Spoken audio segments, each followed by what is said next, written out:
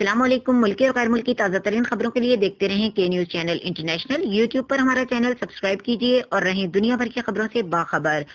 رخ کریں گے ساہیوال کا، جہاں سے رپورٹ کر رہے ہیں ہمارے نمائندے گلفام حیدر قریشی۔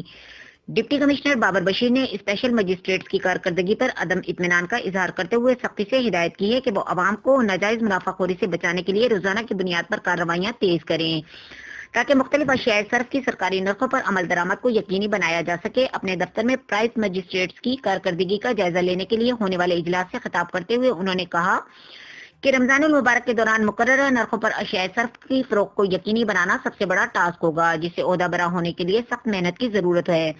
اجلاس میں اے ڈی سی ریونیو اویس مشتاق اور ڈسٹرکٹ آفیسر انڈسٹریز عاطف رضا میر کے علاوہ تمام مجسٹریٹس نے شرکت کی۔ ڈپٹی کمشنر بابر بشیر نے تمام مجسٹریٹس کی کارکردگی کا انفرادی جائزہ لیا اور ناقص کارکردگی پر متعدد افسران کی سرزنش بھی کی۔